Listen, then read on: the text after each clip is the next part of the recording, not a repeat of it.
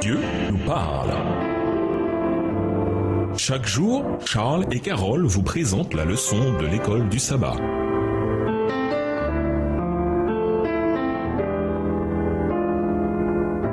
Bienvenue dans votre émission Dieu nous parle. Nous voilà à la leçon 3 allant du 10 au 16 octobre, les 5 derniers rois de Juda. Étude de la semaine, 2 Chroniques 34, Jérémie 22 les versets 1 à 19, Jérémie 29 les versets 1 à 14, 2 Chroniques 36 les versets 11 à 14 et Jérémie 23 les versets 2 à 8. Verset mémorisé, il jugeait la cause du pauvre et du déshérité. Alors tout allait bien. N'est-ce pas cela, me connaître? Déclaration du Seigneur. Jérémie 22, verset 16. Le célèbre écrivain russe Fédor Dostoïevski a passé 4 ans dans une prison sibérienne dans les années 1800 en raison de ses activités politiques subversives. Plus tard, en racontant son expérience, il a évoqué le manque total de remords chez certains de ses codétenus malgré leurs actes terribles.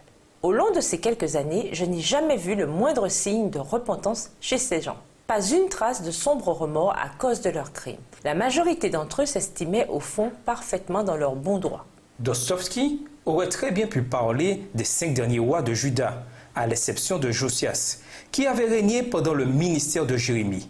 L'un après l'autre, ces hommes semblaient totalement impénitents, même alors qu'il devenait de plus en plus clair que ces actes entraînaient des catastrophes dont le Seigneur, par l'intermédiaire de Jérémie, les avait avertis. Dieu n'a jamais eu l'intention de donner un roi à Israël. Avant la fin de la leçon de cette semaine, nous comprendrons mieux pourquoi. Nous comprendrons également la pression considérable que le pauvre Jérémie a dû subir pendant une grande partie de son ministère si peu apprécié. Et nous vous laissons avec cette pensée de réflexion. Chaque jour, prions Dieu de nous enseigner ce qu'il faut dire et faire. Prions pour qu'il nous transforme en hommes et en femmes, juste car c'est à cela qu'il nous a destinés. La quête se poursuit. Au revoir. Et à demain si Dieu veut.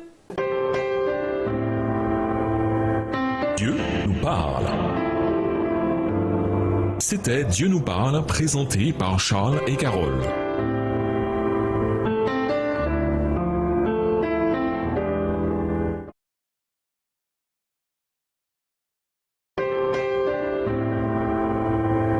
Dieu nous parle.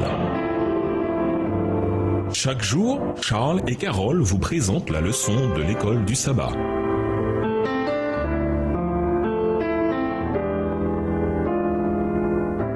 Bienvenue dans votre émission. Dieu nous parle. Nous voilà au dimanche 11 octobre, sous le règne de Josias. Josias était le 16e roi à régner dans le royaume du Sud, entre 640 et 609 avant Jésus-Christ. Il est devenu roi à l'âge de 8 ans. Après plus de demi-siècle de déclin spirituel et moral sous le règne de ses pères, Amon et grand-père Manassé, 2 des pires rois de Juda. Le règne de Josias dura 31 ans. Contrairement à ses ancêtres, pourtant Josias fit ce qui est droit aux yeux de l'Éternel, 2 Rois 22, verset 2 dans la version Colombe, malgré un environnement qui était contre lui. Bien que fils d'un roi apostat, bien qu'assailli par la tentation de suivre l'exemple de son père et encouragé par quelques conseillers seulement dans la voie du bien, Josias demeurait cependant fidèle au vrai Dieu. Évitant les erreurs des générations précédentes, il décida de faire le bien plutôt que de s'avilir dans le péché comme l'avaient fait son père et son grand-père. Il ne se détourna ni à droite ni à gauche. Appelé à occuper un poste de confiance, il résolut de se conformer aux instructions données comme règle de conduite au roi d'Israël. Le Seigneur put, grâce à son obéissance, en faire un vase d'honneur. Nous vous invitons à lire 2 Chroniques, le chapitre 34. Quels étaient les éléments de la réforme de Josias et pourquoi sont-ils déterminants dans toute tentative de réforme spirituelle, qu'elle soit collective ou personnelle? La réforme de Josias se composait de 2 éléments principaux. D'abord, il s'agissait de se débarrasser au maximum de tout ce qui sentait l'idolâtrie. Autrement dit, il a fait en sorte de supprimer toutes les pratiques impies qui s'étaient installées dans le pays. Mais ce n'était que la première étape. Une absence de pratiques impies ou mauvaises ne signifie pas automatiquement que le bien va suivre. Deuxièmement, Après avoir entendu la lecture du livre de la loi qui lui était faite, le roi s'engagea par une alliance avec le Seigneur à observer ses commandements, ses préceptes et ses prescriptions de tout son cœur et de toute son âme, afin de mettre en pratique les paroles de l'alliance écrites dans ce livre. 2 Chroniques 34, le verset 31. Lisons 2 Chroniques 34, les versets 32 et 33. Que nous disent ces versets sur la puissance d'un bon exemple, en particulier chez des jeunes gens en situation de pouvoir et d'influence? Réfléchissez, quelle influence vos paroles et vos actes exercent-ils sur les autres? 2 Chroniques 34, les versets 32 et 33. Et il fit entrer dans l'alliance tous ceux qui se trouvaient à Jérusalem et en Benjamin. Et les habitants de Jérusalem agirent selon l'alliance de Dieu, du Dieu de leur père. Josias fit connaître toutes les abominations de tous les pays appartenant aux enfants d'Israël. Et il obligea tous ceux qui se trouvaient en Israël à servir l'Éternel, leur Dieu. Pendant toute sa vie, ils ne se détournèrent point de l'Éternel, le Dieu de leur père. Et nous vous laissons avec cette réflexion. Dieu déracine les méchants, mais ramène à lui son reste avec allégresse et lui promet une fin heureuse. Au sein même de notre désespoir le plus profond, conséquence de nos propres fautes, nous pouvons trouver espérance et grâce au moyen de la rédemption. Au revoir. Et à demain si Dieu veut. Dieu nous parle. C'était Dieu nous parle, présenté par Charles et Carole.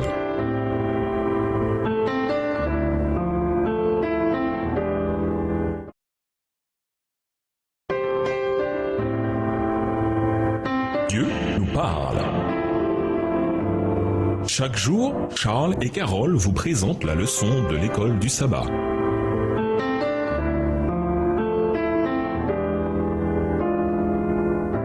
Bienvenue dans votre émission Dieu nous parle. Nous voilà au lundi 12 octobre. Joachaz et Joachim, une autre lignée.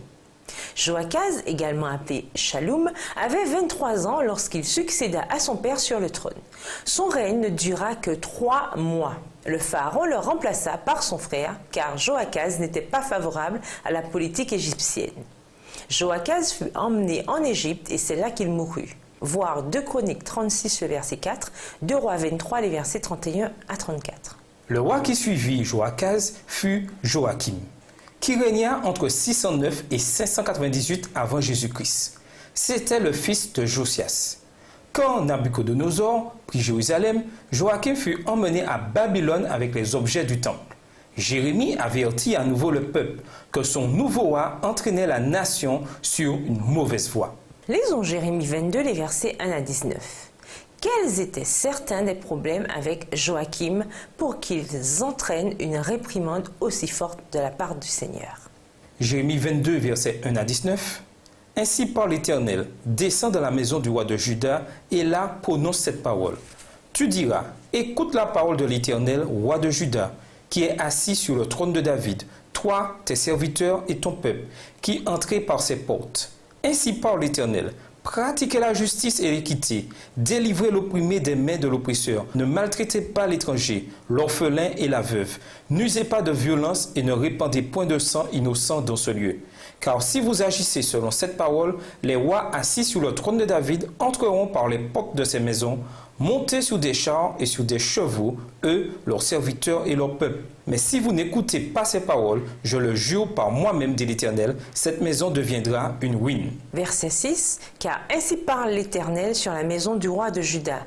Tu es pour moi comme Galaad, comme le sommet du Liban. Mais certes, je ferai de toi un désert, une ville sans habitants. Je prépare contre toi des destructeurs, chacun avec ses armes. Ils abattront tes plus beaux cèdres et les jetteront au feu.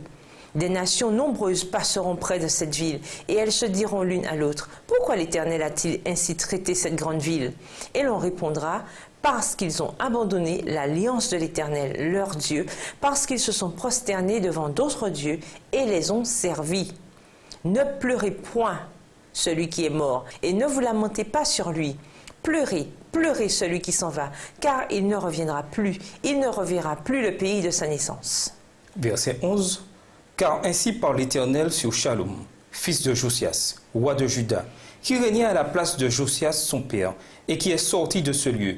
Il ne reviendra plus, mais il mourra dans le lieu où on l'emmène captif et il ne verra plus ce pays.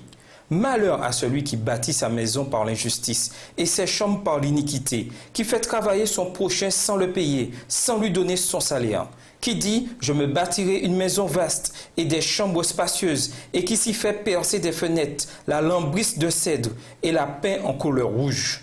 Est-ce que tu règnes parce que tu as de la passion pour le cèdre ? Ton père ne mangeait-il pas, ne buvait-il pas, mais il pratiquait la justice et l'équité, et il fut heureux. » Verset 16. Il jugeait la cause du pauvre et de l'indigent, et il fut heureux. N'est-ce pas là me connaître, dit l'Éternel? Mais tu n'as des yeux et un cœur que pour te livrer à la cupidité, pour répandre le sang innocent et pour exercer l'oppression et la violence. C'est pourquoi ainsi parle l'Éternel sur Joachim, fils de Josias, roi de Juda. On ne le pleurera pas en disant « Hélas mon frère, hélas ma sœur ». On ne le pleurera pas en disant « Hélas Seigneur, hélas sa majesté ». Il aura la sépulture de Nan, il sera traité et jeté hors des portes de Jérusalem. Le Seigneur, parlant par l'intermédiaire de Jérémie, a eu des mots très durs pour ce souverain corrompu et avide. Joachim était un tyran cupide qui imposait de lourdes taxes en Juda, voir 2 Rois 22, verset 35, afin de payer les Égyptiens. Pire, grâce au travail forcé, il fit ériger une construction recherchée dans son propre palais comme un défi à la Torah qui était clair au sujet de payer les gens pour leur travail. Tu n'opprimeras pas ton prochain, tu ne commettras aucune spoliation. La paye d'un salarié ne passera pas la nuit chez toi jusqu'au lendemain. Lévitique 19, verset 13. Contrairement à Josias, son père, Joachim laissa de nouveau les rites païens prospérer en Juda. Jérémie 22, le verset 16, est un texte fort. En comparant le corrompu Joachim à son père Josias, le Seigneur dit ceci: il jugeait la cause du pauvre et du déshérité, alors tout allait bien. N'est-ce pas cela me connaître? Autrement dit, la véritable connaissance de Dieu vient de la manière dont on traite ceux qui sont dans le besoin. Cela arrive lorsque nous sortons de nous-mêmes afin d'aider ceux qui ne peuvent rien faire pour nous en retour. À nouveau, comme dans toute la Bible, on voit ici la préoccupation du Seigneur pour les pauvres et les faibles, ainsi que l'obligation que nous avons d'aider ceux qui ne peuvent s'aider eux-mêmes. Attardez-vous sur l'idée qu'aider le pauvre et le déshérité constitue la manière de connaître le Seigneur. Qu'est-ce que cela signifie? Et nous vous laissons avec la question du jour. Selon vous, pourquoi Dieu permet-il que ses enfants soient en butte aux épreuves et aux difficultés? Au revoir. Et à demain si Dieu veut. Dieu nous parle. C'était Dieu nous parle, présenté par Charles et Carole.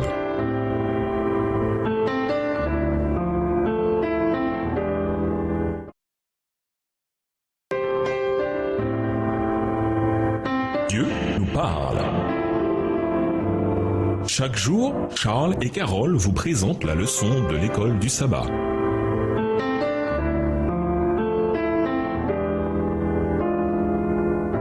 Bienvenue dans votre émission Dieu nous parle. Nous voilà mardi 13 octobre. Bref règne du roi Joachim de Juda.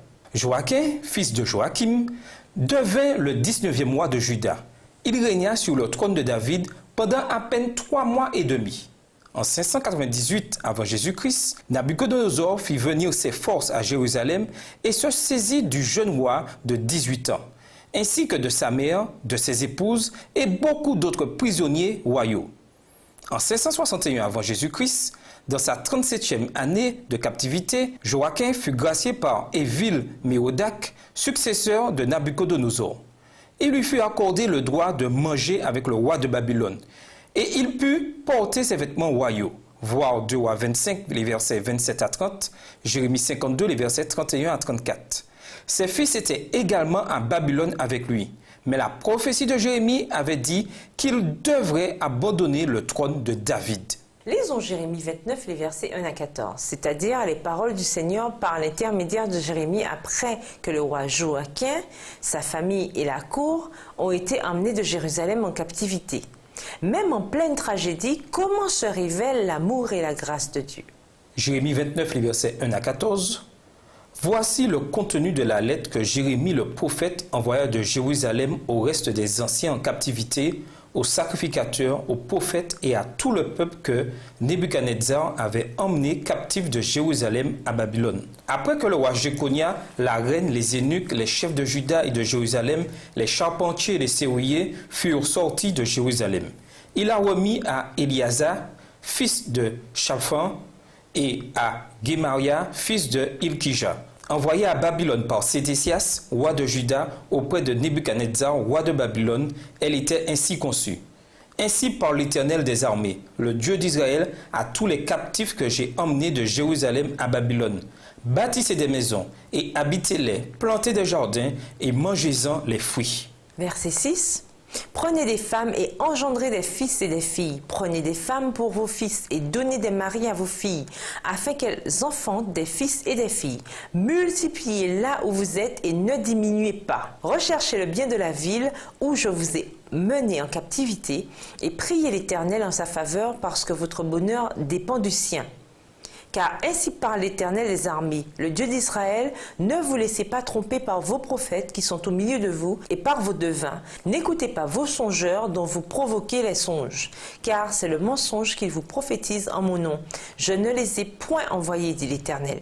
Mais voici ce que dit l'Éternel. Dès que 70 ans seront écoulés pour Babylone, je me souviendrai de vous et j'accomplirai à votre égard ma bonne parole en vous ramenant dans ce lieu. Verset 11. Car je connais les projets que j'ai formés sur vous, dit l'Éternel, projets de paix et non de malheur, afin de vous donner un avenir et de l'espérance. Vous m'invoquerez et vous partirez, vous me prierez et je vous exaucerai. Vous me chercherez et vous me trouverez, si vous me cherchez de tout votre cœur. Je me laisserai trouver par vous, dit l'Éternel. Je ramènerai vos captifs. Je vous rassemblerai de toutes les nations et de tous les lieux où je vous ai chassés, dit l'Éternel. Et je vous ramènerai dans le lieu d'où je vous ai fait aller en captivité. Le verset suivant est l'un des plus connus de la Bible. Je connais, moi, les plans que je prépare à votre intention. Déclaration du Seigneur. Non pas des plans de malheur, mais des plans de paix, afin de vous donner un avenir et un espoir. Jérémie 29, le verset 11. Nous avons bien entendu le contexte immédiat. Le Seigneur parle par Jérémie aux captifs de Juda qui avaient vu leur vie complètement déracinée par leurs conquérants babyloniens.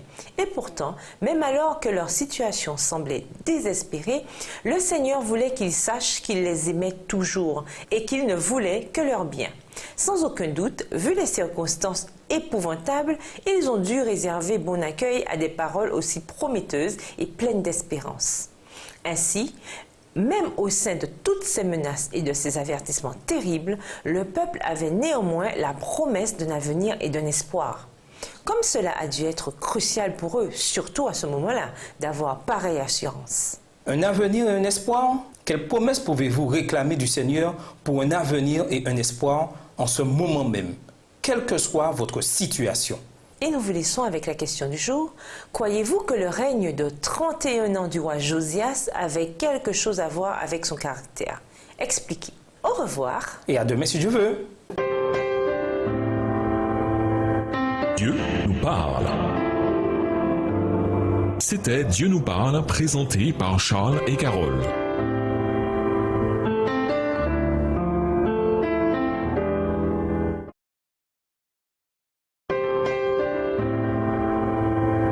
Dieu nous parle.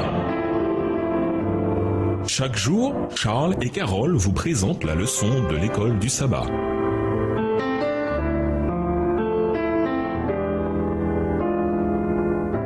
Bienvenue dans votre émission. Dieu nous parle. Nous voilà au mercredi 14 octobre, au bout de l'impasse. Lisons de Chroniques 36, les versets 11 à 14. Que nous disent ces versets sur le dernier roi de Juda avant la destruction finale de la nation? Quels principes spirituels d'apostasie sont révélés dans ces textes? De Chroniques 36 et versets 11 à 14. Sédécias avait 21 ans lorsqu'il devint roi et il régna 11 ans à Jérusalem. Il fit ce qui est mal aux yeux de l'Éternel, son Dieu, et il ne s'humilia point devant Jérémie le prophète qui lui parlait de la part de l'Éternel. Il se révolta même contre le roi Nebuchadnezzar, qu'il avait fait jurer par le nom de Dieu, et il raidit son cou et endurcit son cœur, au point de ne pas retourner à l'Éternel, le Dieu d'Israël. Tous les chefs des sacrificateurs et le peuple multiplièrent aussi les transgressions selon toutes les abominations des nations, et ils profanèrent la maison de l'Éternel qu'il avait sanctifiée à Jérusalem. Sédécias ou Matania monta sur le trône à l'âge de 21 ans, roi fantoche, placé là par Nabuchodonosor. Malheureusement, comme le disent les textes, il n'avait pas tiré beaucoup de leçons de ce qui s'était produit auparavant avec les précédents rois, et ainsi il attira une ruine plus grande encore sur le pays. 2 Chroniques 36, verset 14, dit quelque chose de très profond et qui, à bien des égards, allait au cœur de leur apostasie. Dans toute la liste des péchés commis pendant le règne de Sédécias, on dit que Juda imitait toutes les abominations des nations. Voilà ce qu'était devenu, des centaines d'années après l'Exode, le peuple de l'Alliance qui devait être une lumière et un phare pour les nations. Deutéronome 4, les versets 5 à 8. Et pourtant, ils étaient tellement absorbés par la culture et la religion de leurs voisins qu'ils commettaient toutes les abominations des païens. Y aurait-il là un message pour nous? Lisons Jérémie 38, les versets 14 à 18. Que lui a demandé le roi et pourquoi? Jérémie 38, les versets 14 à 18. Le roi Sédécias envoya chercher Jérémie, le prophète, et il le fit venir auprès de lui dans la 3e entrée de la maison de l'Éternel. Et le roi dit à Jérémie, « J'ai une chose à te demander, ne me cache rien. » Jérémie dit à Sédécias, « Si je te la dis, ne me feras-tu pas mourir? Et si je te donne un conseil, tu ne m'écouteras pas. » Le roi Sédécias jura secrètement à Jérémie en disant, « L'Éternel est vivant, lui qui nous a donné la vie. Je ne te ferai pas mourir, et je ne te livrerai pas entre les mains de ces hommes qui en veulent à ta vie. » Jérémie dit alors à Sédécias, « Ainsi parle l'Éternel, le Dieu des armées, le Dieu d'Israël. Si tu vas te rendre au chef du roi de Babylone, tu auras la vie sauve, et cette ville ne sera pas brûlée par le feu. Tu vivras, toi et ta maison. Mais si tu ne te rends pas au chef du roi de Babylone, cette ville sera livrée entre les mains des Chaldéens qui la brûleront par le feu, et toi, tu n'échapperas pas à leurs mains. » Le Seigneur avait dit clairement à de nombreuses reprises que la nation allait se soumettre au joug de Babylone et que cette conquête serait un châtiment pour leur iniquité. Sédécias, cependant, refusa d'écouter et il forma une alliance militaire contre Nabuchodonosor. Israël comptait beaucoup sur une victoire militaire égyptienne, mais Nabuchodonosor fut victorieux de l'armée de Pharaon en 597 avant Jésus-Christ. Cette défaite scella définitivement le destin de Jérusalem et du pays tout entier. Malgré le nombre d'occasions de se repentir, de se réformer et de se réveiller, Juda refusa. En tant qu'Église, nous avons été suscités afin de proclamer un message au monde que personne d'autre dans le monde ne proclame.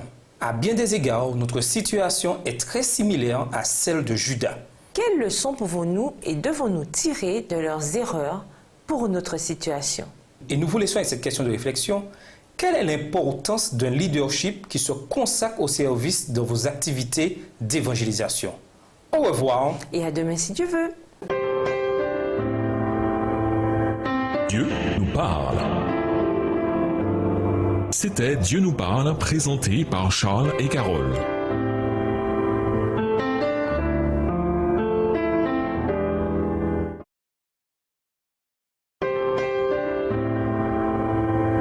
Dieu nous parle. Chaque jour, Charles et Carole vous présentent la leçon de l'école du sabbat.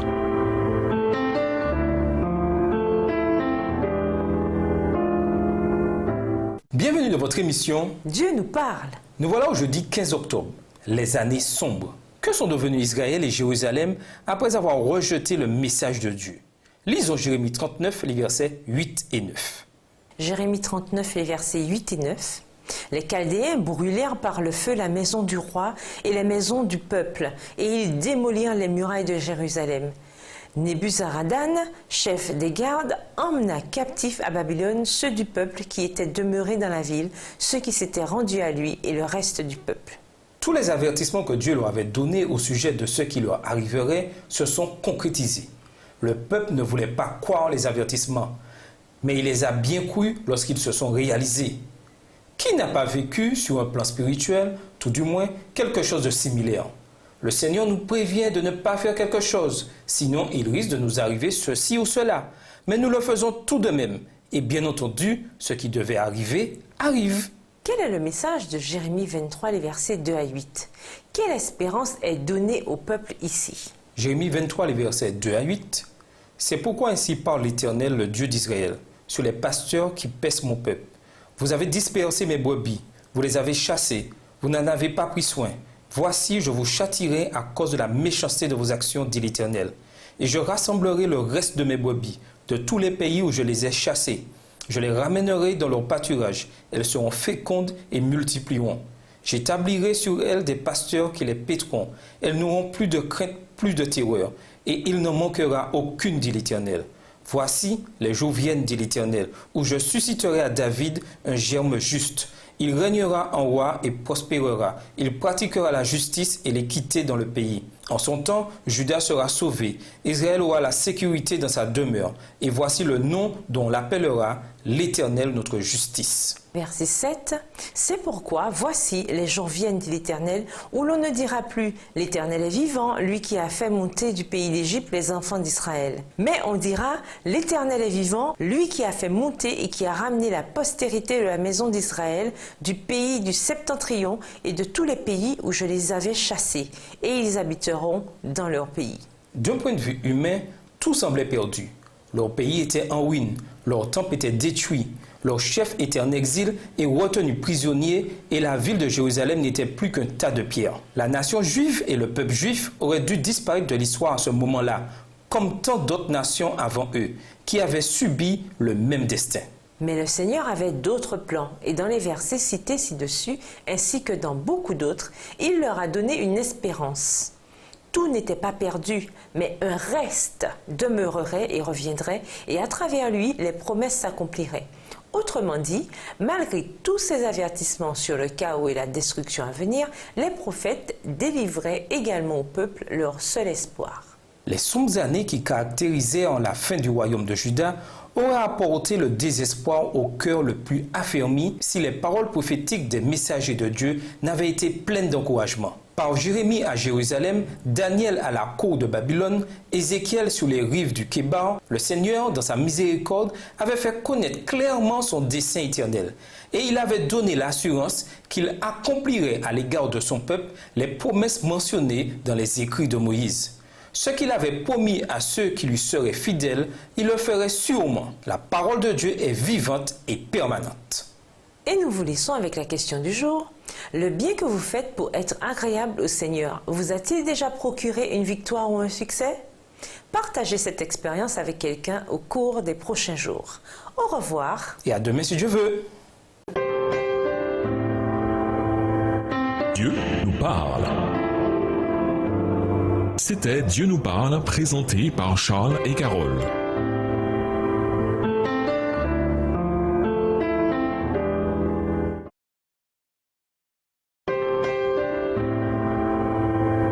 Dieu nous parle. Chaque jour, Charles et Carole vous présentent la leçon de l'école du sabbat.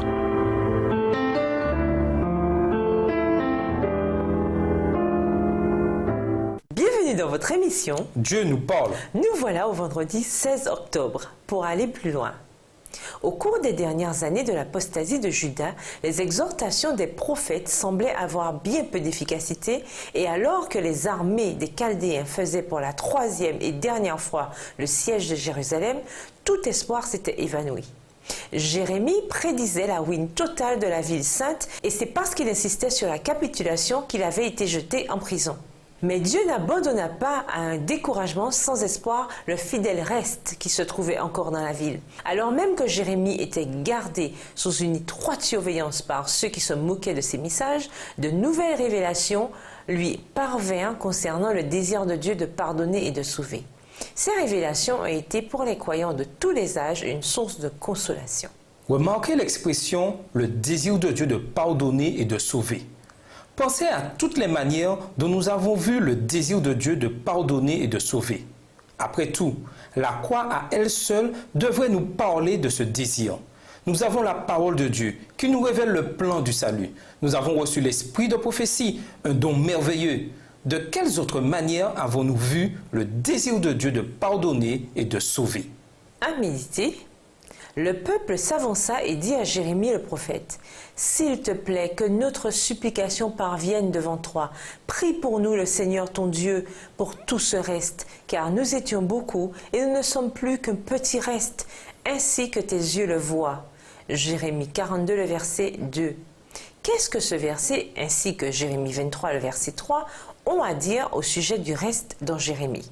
C'est tellement facile de notre point de vue de faire une rétrospective de l'histoire sainte et de voir toutes les fautes, les manquements et les insuffisances spirituelles du peuple de Dieu à l'époque de l'Antiquité. Et nous devons le faire car nous avons lu que ces histoires ont été écrites comme des exemples pour nous. 1 Corinthiens 10, verset 11. Ce qu'il y a de triste, c'est que beaucoup de ces gens à l'époque, dans leur environnement et leur culture, pensaient qu'ils faisaient ce qu'il fallait, que tout allait bien entre eux et le Seigneur. Quel avertissement cela devrait-il nous donner sur l'aveuglement qui peut être le nôtre quant à notre véritable condition spirituelle? De quels moyens disposons-nous pour comprendre notre véritable état spirituel? Pourquoi devons-nous toujours garder la croix au centre de cette démarche? Qu'adviendrait-il de nous si elle n'était plus au centre de notre vie spirituelle? Pour conclure, pourquoi le jugement divin s'abat-il sur Israël et Juda? À cette question, nous pensons spontanément à l'idolâtrie et à la désobéissance. Ce sont en effet les péchés auxquels les Israélites du royaume du Nord se sont principalement livrés. Mais les prophètes, surtout Ésaïe, Michée et Jérémie, ont aussi condamné les Israélites à cause de la façon dont ils traitaient leurs semblables. Suivre Dieu ne consiste pas seulement à désherber notre cœur de ses péchés ou à cocher une liste de contrôle, mais aussi à reconnaître les besoins des autres, à les satisfaire et à partager les bénédictions que nous avons reçues de Dieu. Au revoir. Et à demain si Dieu veut. Dieu nous parle. C'était Dieu nous parle, présenté par Charles et Carole.